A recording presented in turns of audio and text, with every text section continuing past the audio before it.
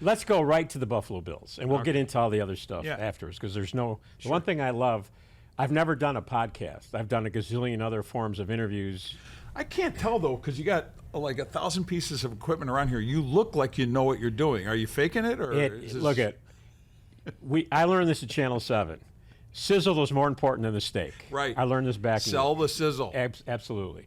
You got to have a lot of lights, a lot of buttons, a lot of knobs, and what. It looks what professional. Have you. Yeah. Well, thank you. We'll see how it turns out. This episode of Nuff Said with Bob Koshinski is sponsored by Chef's Famous Italian Restaurant, home of the Spaghetti Parm, and located at 291 Seneca Street in Buffalo. It's time now for Nuff Said with your host, Bob Koshinski. The topic, the Buffalo Bills, and Bob's guest is longtime NFL Insider Vic Carucci.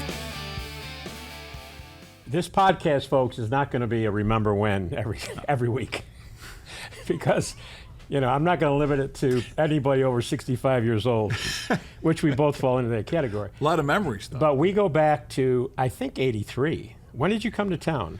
82. Yeah. So you start, when did you? I was at WKBW-TV with the great Rick Azar in 83. Yeah.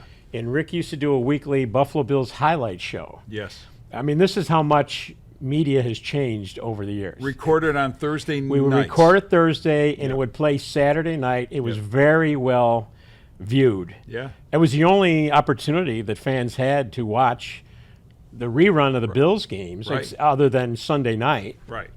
And a little bit on Monday. Yeah. So anyway, Rick would do the show, and I was a brand new, rookie nighttime producer, so I would have to, edit the highlights together, based on his script. And every week he would invite a Bills player who would show up. That's a change from the way it is today. And a media person. Yeah. And I remember the first time you came in, and after you were done, you and I think we were out in the parking lot, and you talked to me about how you really wanted to grow into the various forms of media other than writing for the newspaper. Right. Now, the Buffalo News in the 80s was huge, right? Yeah. I mean, that was a big-time paper. Yeah, we were circulation-wise, it was massive. It was close to 500,000 on Sundays. I want to say 450 to 500,000 circulation, and the Daily put it up there among the larger papers. But the thing was, and I had arrived in Buffalo from South Jersey, where I had covered the Eagles. My first taste of NFL coverage and big-time sports coverage was in that Philadelphia market, in the suburban market, but we covered the Eagles like any of the many at the time Philadelphia papers. But the thing I didn't do there ever was any we'll call it electronic media, but no TV, no radio, just didn't have those opportunities. So this was opening up a whole new world when I arrive in Buffalo and meet Rick, and he invites me onto the show. And obviously I saw it, and still do, as an incredible honor. It was. I was against it.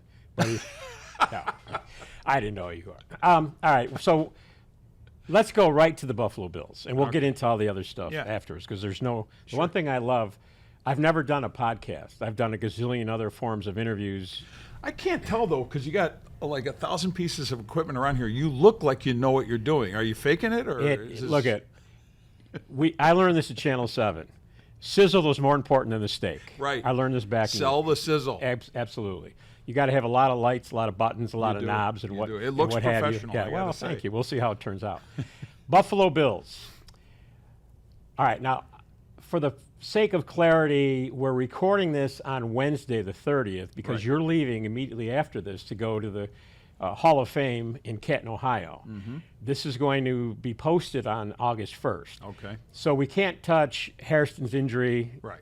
Things could change. Exactly. Yes. So let's first of all, the first thing I want to ask you is, and I've talked to Bud Carpenter, the former trainer of the Bills, and why so many injuries? I mean, these guys have never been stronger, faster, bigger, and yet I don't recall, I might be wrong, it might be my memory, I don't recall back in the day when they were going 2 a day with pads on, this many guys dropping this soon. Yeah, I'm sure there were rashes of injuries back in the day. I did the same thing you did. I tried to recall when this early. I mean, it was 4 practices in, and the count was into double digits. Now, some of that is carried over from players who were hurting or had some lingering issues leading into training camp, and like Spencer Brown comes to mind with the back issues that have kept him off the field. Hasn't taken one snap, and I saw him on Tuesday, which was the second day of pads, and was the first time I physically saw him on the field. I'm sure he's been around, maybe rehabbing, but he was, just wearing a T-shirt and sweatpants. And what strikes me, and I checked this with some others, I said, look, is it just me, or does Spencer Brown look exceptionally skinny? I mean, this tall guy who, when in full football form, blots out the sun. He's a massive human being. Well, again, I don't know this to be a fact, but the question is, if this back issue is troubling him enough to the point where maybe he's not lifting, he's not doing the things to keep himself as large as he was, that's something to look at. And we've seen, Bob, you and I, through the years, particularly with linemen and especially offensive linemen, when they stop playing, there is a deflating sense. Yeah. There is less, because they're not training the same way. They're not taking the supplements or whatever else might have been taken. Yeah, their through calorie the years. intake drops way off. They're just different. I'm going to go to, when I go to Canton, Ohio, I see like an Alan Faneca, big NFL offensive lineman, and he barely looks like he could have been a powered forward in the NBA. Anyway, it is noticeable. I don't know what to make of it relative to impact on team, because we're at the end of July. We're still early in the process. Training camp is not a grind. It's like 2.5 weeks is the standard. Contact is limited, and again, after a couple of days of padded workouts, they get a day off, and then they'll be back at it.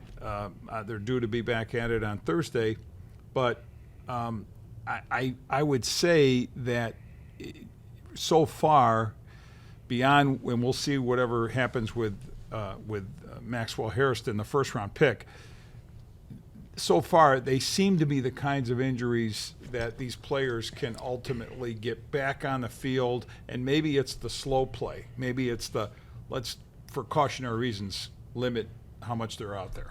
Well, and I think you've got a good point there, but we've heard so many times, especially if a rookie misses a week of camp, Yeah. throughout the season, the coaches will remind you that they missed reps during training camp. Yeah.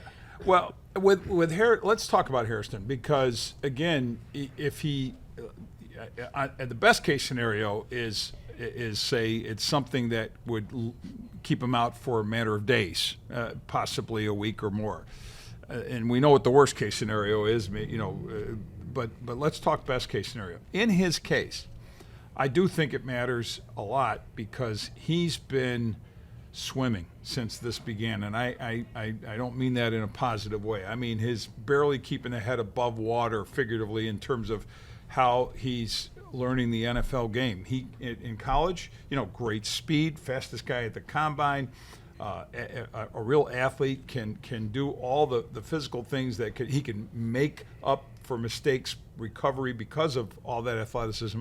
But you don't get away with that on a consistent basis in the NFL. No. There is a lot of technique involved. There is a lot of anticipation and understanding. And it's interesting, and he's competing with Tre'Davious White, who I have felt from the very first practice already had the inside track to start, regardless of how this injury turns out. And I think that's how it's going to play out, assuming Tre'Davious White, who has an torn ACL and an torn Achilles in his past, has come back from those feeling good, watching the way he moves out there, but moving like a 9-year veteran, a guy who is very few false steps. And an interesting point he made when he met with media a few days ago, is he said that how he sees the big picture, how he is his anticipation, how you have to understand how routes are being run, not only by the receivers, but the plan of the offense by Joe Brady, the offense coordinator. And he's saying all these things that I think clearly make the point that this is what he can do. He didn't say this is what Max Hairston can't or doesn't do as well, but it was clear that is the case. How good is this team? I mean, I'm amazed at how many NFL so-called experts nationally, suddenly, many of them have them as winning the AFC. And, you know, last year they came awful close. They've made some changes. They've added a couple of receivers. They've made some moves on defense. How good do you think this team is? I think they're as good as they were, and if you're as good as you were in your previous season, that means you're right there on the doorstep of the Super Bowl once again. It's hard for me to see them not going that far once again. They're more of a finished product than a team that needs a lot of work, Bob. They have some spots. Obviously, we're talking about the corner spot opposite Christian Benford, who I think is not only their best corner, probably their best defensive player. He's really, I mean, you talk about a success story from a 6th-round draft pick. And the safety position opposite Taylor Rapp, another injury guy, a guy who's had that history, Cole Bishop, and will his health hold up this time? That set him back last year, 2nd-round pick. So is it DeMar Hamlin again? And I think that makes it iffy, shaky. I think Taylor Rapp is solid. Not I don't know how great he is, but solid. The defensive line, yes, there's some questions there. They concentrated heavily with 3 of their first 4 picks being defensive linemen and big guys, generally speaking, a couple of them massive guys, to add that size. So the need is there to once again make the pass rush stronger. But these are familiar topics. I'm not discussing anything that hasn't really been on the table, right? That wasn't on the table last year. And look at where they went. And yeah, the simple, lazy answer is as long as you got Josh Allen at quarterback, you are there. You are competing, and that there is ample truth to that. It may not be as simple as that. And Josh, for his part, has to, I think, also refine and evolve what he does, because opponents, just as they do with Patrick Mahomes or Joe Burrow or Lamar Jackson, try to find ways to counter what he has and study him, and defensive coordinators of opposing teams stay up nights trying to figure that out. But his freakish talent is going to serve this team well again. They don't have, once again, a true number 1 receiver. And I'm not even, I still think the state of their tight end position is shaky again. But I don't know that any of that matters, because Josh, a great franchise quarterback, whether it's Josh, whether it's Mahomes, they elevate what's around him. We've seen Mahomes do it too with a cast of receivers that was questionable at best and an awful offensive line. Josh has a good offensive line, really good offensive line. We'll see what Spencer Brown's health issue is. They've been, obviously they've got a little bit of depth there, but that core staying healthy and solid had as much to do with how far this team went last year as almost anything below the Josh Allen level of what this team has in quality. But it was right there. I'd call it the number 2 thing, if you will. And the running game, James Cook, even with his contract dispute, is still there, is present, is participating, and I think wanting to prove that he's worth the bigger contract he's looking for. And I think that hunger is helpful. So all in all, I think this team, why not pick them to win this division? Because the other part of that conversation is who in the division is better. I mean, who in the division is going to challenge them? And I can't with a straight face, Bob, tell you, yeah, Patriots, they're going to do it, or yeah, this will be the year for the Dolphins. I don't even know if the Dolphins head coach, Mike McDaniel, is going to survive whole the season. Yeah.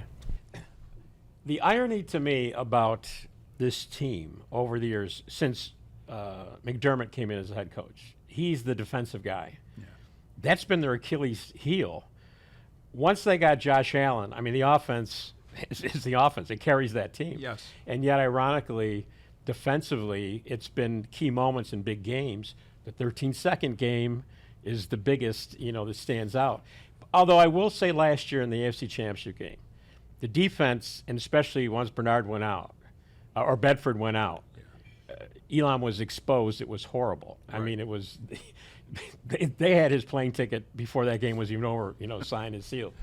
But that defense did make a stop late in the game, forced Kansas City to kick a field goal, not a touchdown, which did give the Bills the ball last. And the chance to win it. Yeah. And in my opinion, Dalton Kincaid should have made that catch.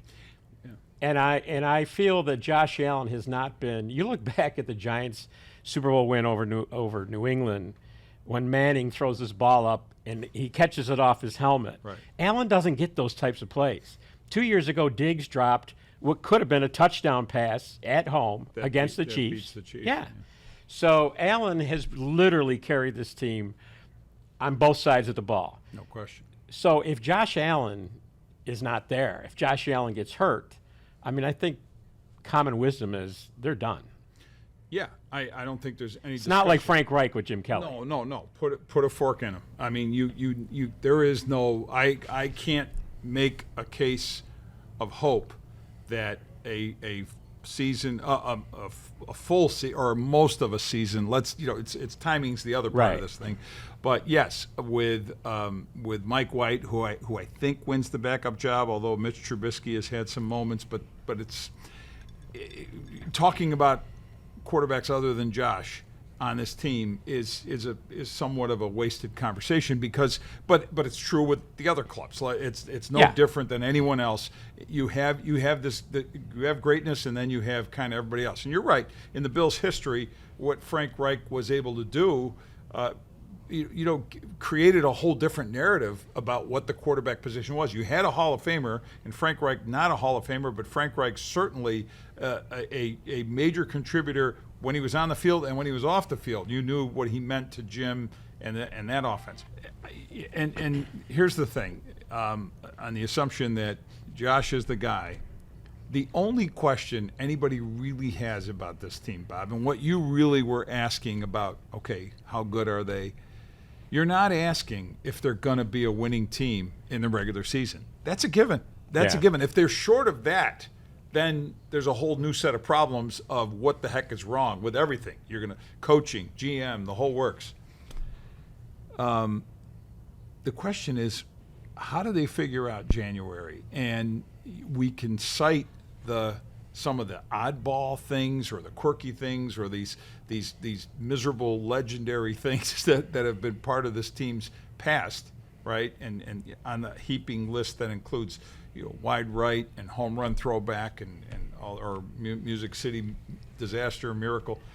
So that's really what we're talking about here is how do you figure out January, and is there a singular, someone asked me this, can you pinpoint why January isn't working out for this team? And I don't know that it's a cause and effect thing. I know a lot of folks want to pin it on, is it coaching? Can they not get the coach there? Is Andy Reid just the better coach in these circumstances than Sean McDermott? Well, that's teacher versus student in Reid and McDermott, but I don't know that it's that clear cut. I don't know that it's moments and things. And like we say, can you make a catch? The one time in the postseason where they seemed in the recent run, where they seemed ill prepared, where they seemed like they just were not ready to play a game and were outclassed in every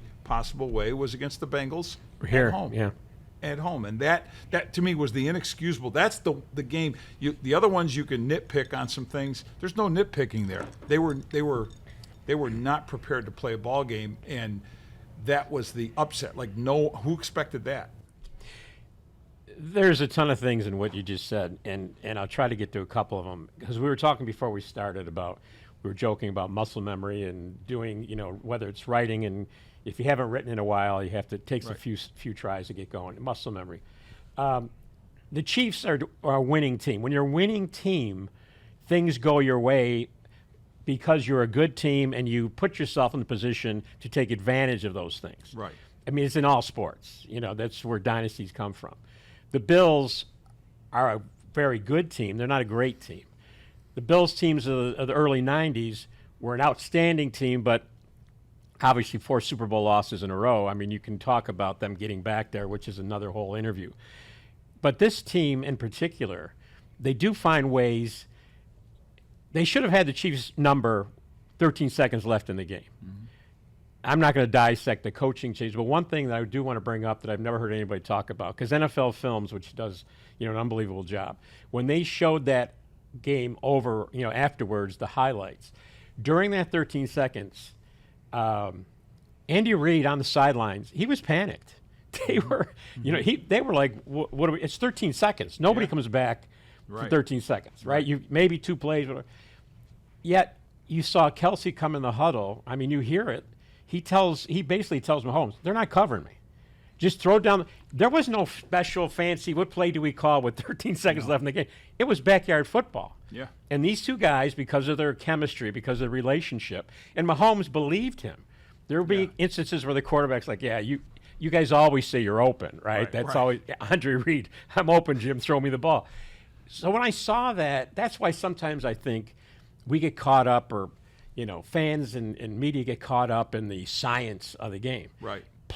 Great players make great plays. Yes. And the Bills need some. That's why I said Dalton Kincaid.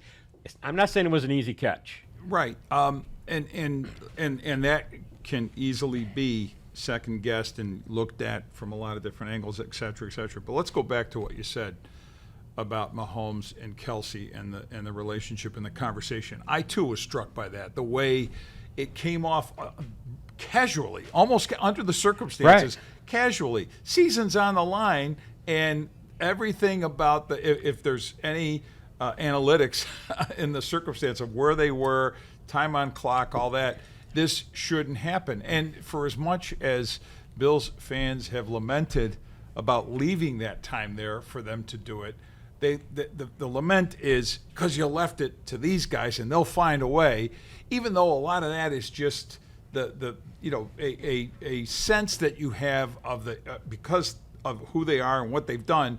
But I don't know that anyone, if you had to draw the script of how they would find that, would have accepted that and said, "Oh, they're gonna just have this casual conversation, and Kelsey's just draw gonna it run up to in a the spot." sand, And yes, but great teams. And I by the way, I do think the Bills have I know greatness should be defined by championships won, and I think that's the standard you use. I think they're much better than very good. And if the thing separating them from very good and great is the Super Bowl, then I'll accept that. But on their ability to be there, to contend, they're right there. They are right there. This year's Bills teams. This year and over the last year's, couple, the recent Bills, the Bills teams since Allen to Diggs, since Josh Allen to Stephon Diggs, that elevated. That was really the momentum that carried them. And then of course they did keep it going without Diggs, but with Diggs, and he's the last receiver they had that was literally taking the top off, as they say, of defenses. And I don't see that guy now. But back to the conversation of Mahomes and Kelsey, when in the Bills in their run up to getting to 4 Super Bowls, not so much what happened in, say, the 3 games after the game they should have won against the Giants. I thought there was that, call it a knowing sense, understanding within that locker room. You were in that locker room. We'd walk around that locker room, and just you talk with players. Whether it was Steve Tasker, Ken Hall, Bruce Smith, Phil Hansen. You go around there like Darryl Talley, and the feeling was Thurman Thomas. They knew how good they were, and they knew that they went into every game expecting to win. Having Jim Kelly had a lot to do with it, but collectively, they were a team that had that level of expectation, and confidence doesn't even do it justice. And that's what the Chiefs are. They have this belief that the Super Bowl is ours to lose, right? And of course they lost it in a very emphatic way against the Eagles, but that's another conversation. Josh Allen, I'm sure I've told you this at some point. I'm just stunned. I'm amazed.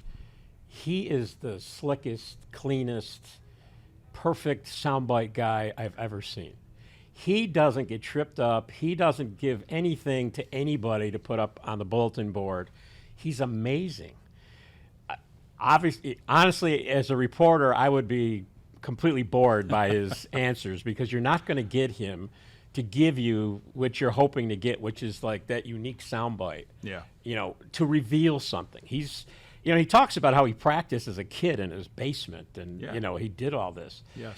He's almost too good to be true. You're right in the sense that you don't, when you see it, maybe it's the cynicism. I don't know, but maybe it is the cynicism that you develop through time in this business. But what I'm struck by is not just sound bites or press conferences. There's a genuineness about the way he carries himself, and watching him after these practices interacting with kids. It's something to behold, and there's a deafening roar from. In camp, it's thousands of fans that are there screaming his name, looking for him to sign something, and he does his level best to accommodate as much as he can, knowing you're not going to accommodate everybody there, but he does it in a way that even those who I think didn't get to him, I don't see them being crushed. They're caught up in the wave of enthusiasm of Happy Josh, and he'll do that wave thing, and it's not for the cameras. It feels like it's for the moment and for the people that are there. I think he was raised right. I think his mother and father, deserve a lot of credit for how they brought this kid up, and watching it evolve now through the first 8 seasons of a career. You expect changes. You expect something different, something to just trip it up or whatever it might be. The frustration of what this, let's think about it. We're talking about the moments where they've come up short. Well, he's part of those moments. Right. And yet I don't see, sometimes that builds a real, like a veneer, an angry veneer of some sort. And I don't see that. I don't see a guy who resents knowing that more than enough media, whether it's local or national, have questioned how they've done it. Not really questioning him, but questioning the failures of not getting to a Super Bowl, and he just is consistent with that. And I think this. And here's the other thing, Bob, that I think is great for this community, the fit. You're talking about a guy comes from Northern California, yet from rural Northern California, but thousands of miles away, and has embraced the community as the community has embraced him. And I don't see it as much as there's been business benefit to that, no doubt, commercial endorsement, etc. It's still more about the embrace, and he's elevated to much more of a national figure over these last few years, and then marries this high level movie star. Think about, put it all together. I think about Storybook, yeah. Storybook, Joe DiMaggio and all the famous athletes through the years and those Hollywood well, romances. Hopefully he has more luck than Joe did with Marilyn. Let's hope he does. But what I'm saying is that even that felt like, in its own way, something you could embrace and feel good about rather than more distance. And a contract, $250 million guaranteed dollars being given to him, that he's earned, and his MVP run. And I want to tell the story because this really blew me away after the NFL Honors Show. So the NFL Honors Show is in New Orleans. He's down there. He's going to be, and I'm a voter for the Associated Press. I've been one of the voters for a bunch of years now. And I had voted for him. You vote a top 5 in each category. He was my MVP. I knew there was a big push for Lamar Jackson to win it again. And I think, it was like 4 or so. It was a small amount of votes that separated Josh and Lamar. And everybody kind of knew it was close. And I know, talking to the Bills leading in, there was some uncertainty and whatever. And yes, he stood to get a $1.5 million bonus, I believe, for winning that honor. But nonetheless, it was deserved. It was great. And my wife and I were watching this. We were actually at our home in Florida, watching the show. and I'm getting ready for bed. I think it ended after 11 or at 11, whatever. And we're just getting ready for bed, and my cell phone rings. It's Josh calling from New Orleans to thank me for voting for him. Wow. And I thought that was great. How did he know? How did he know what? You voted for him. Oh, our votes were public. Oh, Were really? Made public. Oh, yeah, cool. yeah. No, the AP puts it out there. So that 1.5 mil, you got how much? Yeah, I got right here. No, it was just, and it just told me something about it's a detailed absolutely. thing. He didn't need. By the way, it's not going to gain anything that being nice to. There's nothing I'm going to do for him at Right. that point or any point really that he doesn't do for himself. But he's been respectful about and yeah, I'm the aging guy, old guy who covered his team for and a getting long older. time. And getting older, much yeah. older. Yeah. Yes, I felt it walking in. But so what? It's fun, and I'm happy to be around to see this. I was happy to have had the opportunity to cover Jim Kelly through that remarkable run. This is a whole different era, a whole different time, but he's that next guy, and we'll see. So here's my take on why Josh Allen is such a good guy. He wasn't the big star coming out of high school. No. He went to junior college. Right. He barely made it to a Division I school. He was, he obviously was a physical specimen, which is why the Bills took him when they did. But he wasn't used to all the accolades and the All-American team, and he wasn't spoiled by the attention. So I think guys like that, it reminds me of the difference between pro football players and pro hockey players. Pro hockey players come up through a whole different routine. More humble. Yes, much more humble. And so they're easier to talk to from a standpoint of having been a reporter in a locker room often, not every guy. I mean, sometimes, Wayne Gretzky, you couldn't get too close to Wayne. But so I think he appreciates it a lot more. But I will say this, because I know for a fact, early on in his stay in Buffalo, there were some top thinkers around that team who doubted whether this was the guy. He had showed some signs early on that maybe we can't fix that. Well, his story, what makes his story on a list of items that make his story amazing is that he emerges from college, from Wyoming, obviously not the biggest of programs, and as you say, not this guy that was, the highly recruited player, as a not very accurate college quarterback. Right. And I knew there was some discussion that you could attribute some of that to he just wasn't getting the best coaching where he was to refine that other guys get, but he was the less ready guy for the NFL.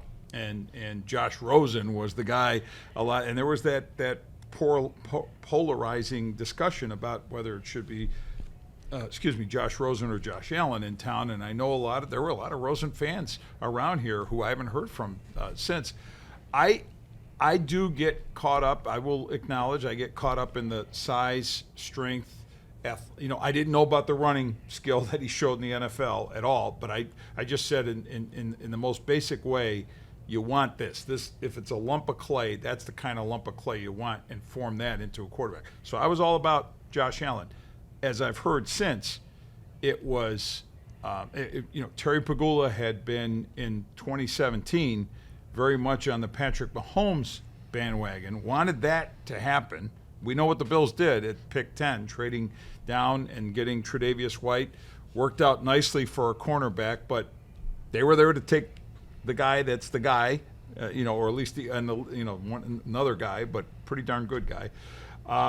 And my understanding going into the study and evaluation of Josh Allen, it was Brandon Beane all about it. Like, this is the guy we got to have.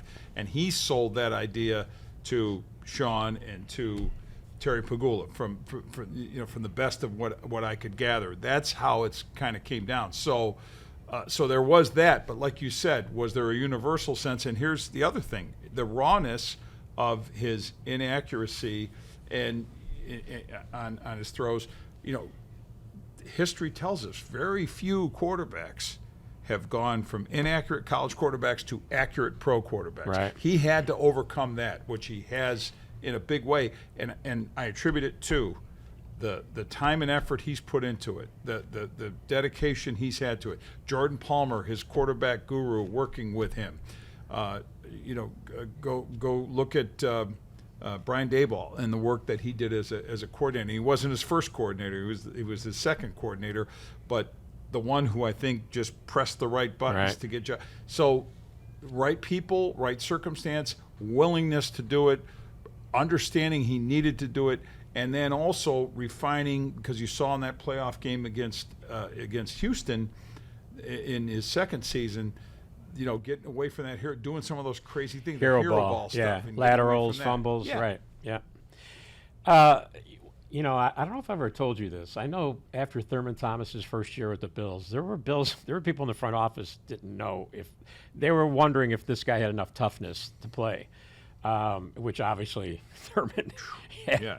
I mean, he after that, he proved himself 10 times over. I'm not aware of that, by the way, what you're saying. I'm not, so we're doing a podcast, and today many people on podcasts, they drop names, they do this, they want it to go viral. I'm not going to do that. I'm not going to do that. Because, I grew up with Rick Azar, who had as in with the team at that time as anybody. But anyway, my point is, people don't always, you can doubt a player, and if the player proves you wrong, that should go a long way as a top guy in the NFL to realize everything's not black and white. Players mature.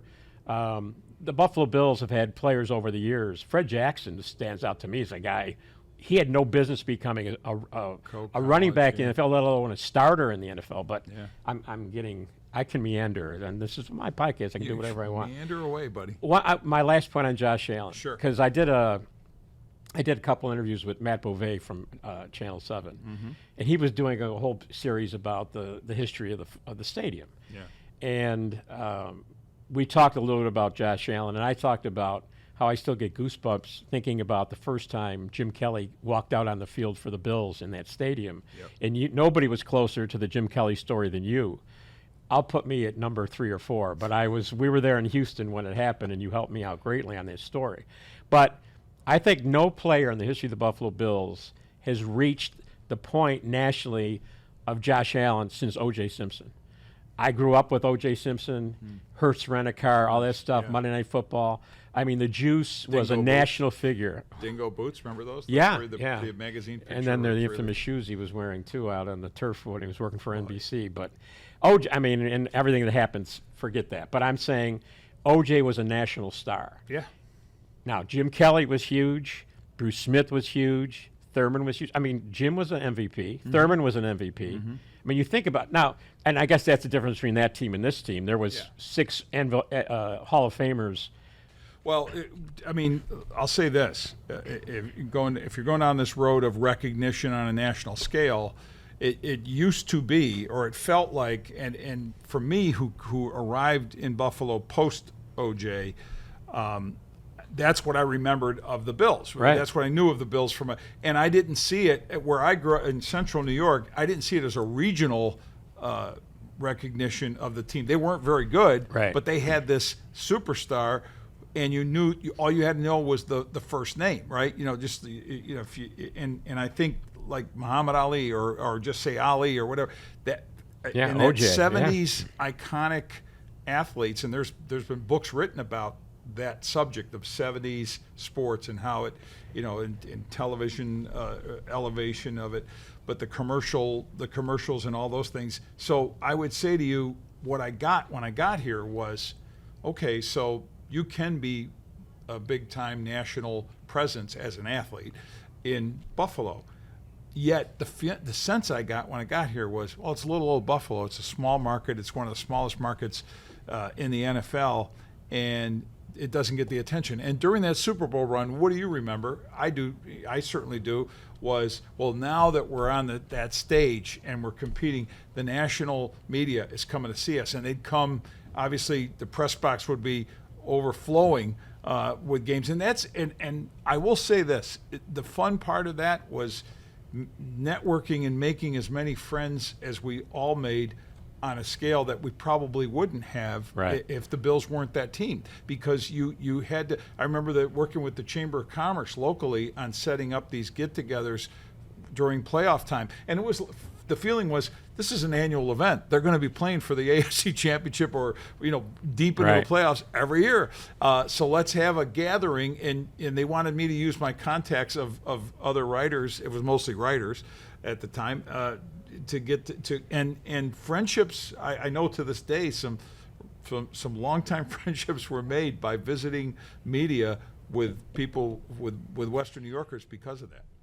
By the third time the Bills went to the Super Bowl, they were tired of seeing us. Absolutely. We used to hear it all the time. And I'm not going to lie, the job of covering that team also, because you weren't covering just a 16-game season. It was a much longer, and then you counted preseason, you counted training camp, which used to be 2-a-days and used to last like closer to 4 weeks instead of 2.5, or sometimes longer, but at least 4.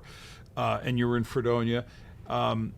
And by that third Super Bowl, the other thing we were doing at the Buffalo News, we're putting out these sections, playoff sections, Super Bowl sections, and it felt like just the grind of doing that was killer. It was so hard, and I, okay, and now Vic, stop moaning. You're covering a football team. You got the best job in the world, and that's what I would have to do. I'd have to have somebody, usually my wife, give me the the figurative slap in the face and say, you got a great job. Just shut up and do it. Yeah, and like anything in your And she's life, right. you don't understand the gravity of it until afterwards, and you look back years later to think how special it was, because at the time you're just living it. You were Right. doing it when you're working. Yeah, Yeah. blinders on, head down. That That's first been the whole Super Bowl 25, and it's on. I have it on YouTube. I was the only guy that went live from the Bills locker room, only because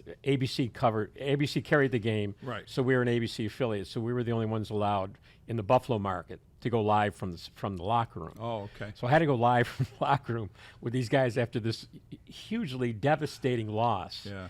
And to their credit, Kelly, Polian, Scott Norwood, they all did live interviews with me.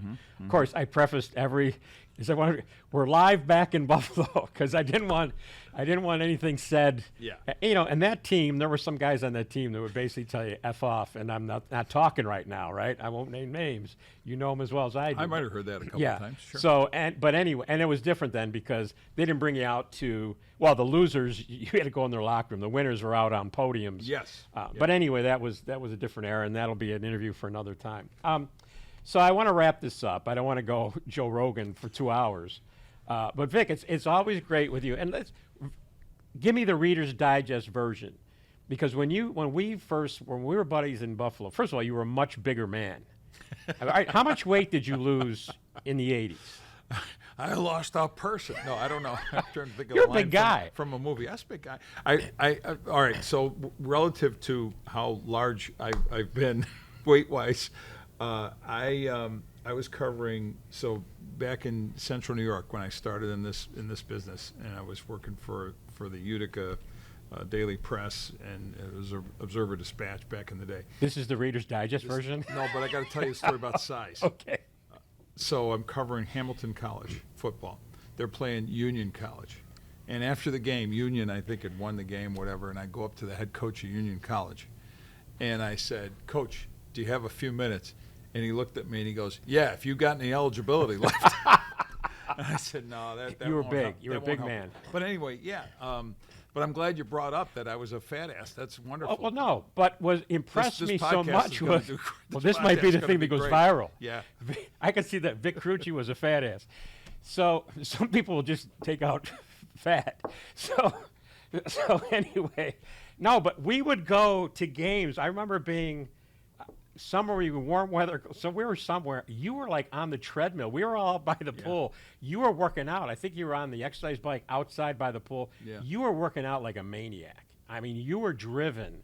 And honestly, and I guess seriously, because you knew you wanted you wanted to be in electronic media. If you were on camera, the camera already adds, for me, it adds about 40 pounds. Yeah, I'm feeling Yeah, it now. so- No, I honestly, that's not true. And it's true about, I do remember what you were talking Yeah. about, and remember you saying something about it, but it was much more about a doctor telling me how many men or people do you see in their, say, 60s, 70s, 80s that are really large? You don't see many Right. of them because they don't make it that long. And if you want to help yourself, so it was far more about a health thing, about all the obvious reasons. And I want to say, because you work even harder, you're a cancer survivor. Right. And that was that came up in 07. And I'm happy to say, 18 years down the line, and it's actually we're coming up on the anniversary. And as somebody told me, it's called a cancerversary. So we're dealing with it, and we're dealing with it again, in our family with my wife. Yeah, I didn't know if you we're wanted fighting. to No, bring it that's up. okay. Fight. She's been very public about it, and fight with breast cancer, just fighting the good fight. But she was by my side through 2.5 years of that, and then every year you're always checkups and so Right. forth. But now she's going through it, and it's you reverse the roles. But we were talking about it earlier today, actually, that I think each having gone through it from the other side, for her, the first has been helpful. Now you kind of know a little bit about what you're in for. It's everybody's situation, everybody's cancer, everybody whatever is very different. But you just it's about maintaining as positive an attitude as you can. PMA from, I remember Jim Kelly, positive mental attitude, and that was a part of a book, a portion of the book. I collaborated with him, and when I was diagnosed, one of my great friends and neighbors who lost his wife to cancer said to me PMA, and at first I thought he said PMS, and no, PMA, Right. and he said, Jim Kelly, Yeah. PMA Makes a difference, and yeah. it made a difference. Well, we're going to do this Yeah, again yeah, another yeah. time, Sure. because you've written books. You worked with the Cleveland Browns. You've been Yeah. with the NFL Network. You were one of the first guys. The NFL decided wisely, not very good for some of us in the especially the local media, to corral the message. Right. They created their own network. I remember some with the Empire Sports Network, and the Buffalo Bills were dead serious. They wanted to buy it. Russ Brandon, I met with Russ Brandon and Bill Polian's buddy, their money guy, their financial guy. Name escapes me. Jeff Obrador? Lippman. Oh, Jeff Jeff Lippman. Lippman. I'm sorry. Yeah. They were dead. They wanted to buy the sports network, Yeah. and the NFL said no. We're creating our own network. Right. We don't want teams competing against us in those markets. So that that went awry. But so now you left the Yeah. Buffalo News and went to work for. Yes. So I went to work for the league, and it was an opportunity, and it was I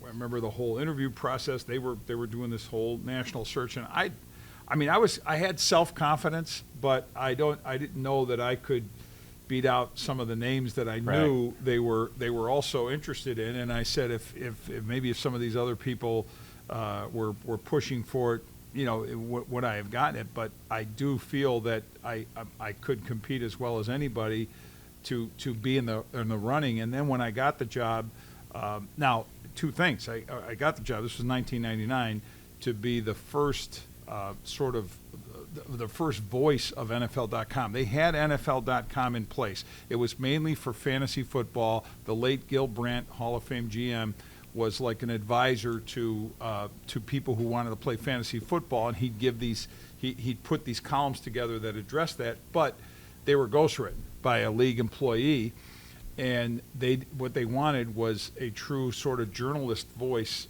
for the league that would appear there, but also for a thing called NFL Insider Magazine, and I became the national editor of that. And it was published out of Los Angeles, so my travels were taking me to regular sessions there, to Manhattan, league headquarters in Manhattan. Roger Goodell was deputy commissioner, and that meant he was in charge of the business element. So, and I had I got to meet Roger way back in the day when he was an intern, handing me a credential to the '82 NFC Championship game in Washington. And he, oh yeah, Buffalo News. Yeah, I'm from Jamestown, New York, and it was so we've been friends ever since. But anyway, worked for them, worked for him, and then it just grew. And it was a modest thing at first. It was like maybe 25.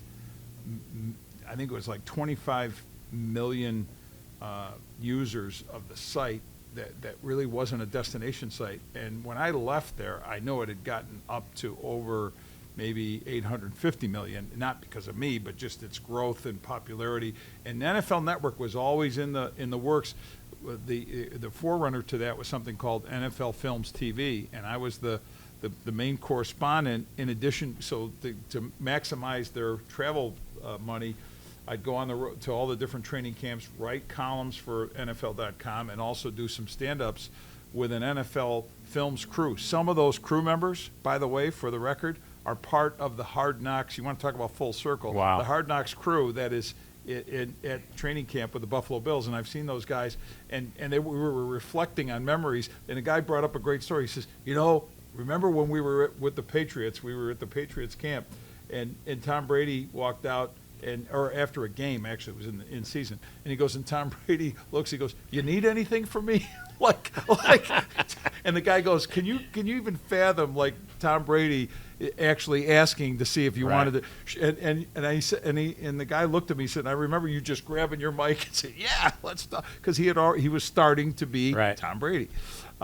So yes, it's been a fun ride, and seeing the game from the inside, and we were proud to have pioneered a lot of that. And then the Cleveland Browns, I started and I was the first host of it, but collaborated together. It was the first. It was called. It's still there. Cleveland Browns Daily, a radio show that airs from the facility 5 days a week on WKNR, the ESPN affiliate in Cleveland. That model, that programming and business model, was shared with the Bills, and then it started with the John Murphy show that became One Bills Live, and the Houston Texans and other teams, Titans. All of those, because that's what the NFL does, shares best practices. So Saturdays, I catch you You're on. cutting me off. No, that's all right. If that's your version of the Reader's Digest. It's a big Reader's Digest. It must have gotten much bigger since I was a kid. It's thicker, yeah. So, but Saturdays, I hear you on Sirius. You're because my good buddy Zig Fracassi from Niagara Falls comes on right after you. Yes, he does. So give yourself a plug. You're on Saturdays. Saturday mornings, in the off season, 10 a.m. to 2 p.m. And you do that from home? I do. I have a studio right there. So Sirius XM NFL Radio every Saturday, and then in season 11 a.m. to 2 p.m. Absolutely got to talk about WGRZ. Absolutely. Channel 2, and that's been a blast. Because you're with a Dayton alumni, who I think we're the only two guys in town that went to University of Dayton. Yeah, so go. You and John Scott. Yeah. And John has been fantastic. I got to know John when he was with Spectrum, sports director there, and what a great hire they made. It to follow fill the very large shoes of an Adam Benini. Well, and Adam's still on the Monday show, he's right? Still doing the Monday show. We're looking forward to we kicked that off in September. But yeah, it's been fun to still have him as part of the Monday show, but with John and Jonathan Acosta, John Scott and Jonathan Acosta, I do this contribution thing of Bill's stuff, and it's a blast. It keeps you connected, but just enough where you're not doing so much between that and the radio stuff with Sirius XM that you can't. I got time to spend with the four grandchildren who are living in the area. With my two incredible daughters in the area and their families, and it's a beautiful thing. Well, I think Adam is the only throwback to when I was, actively working in media. I was with Empire, on TV. Yeah, and that's the other thing. This market really is special. You appreciate it. I granted there are a lot.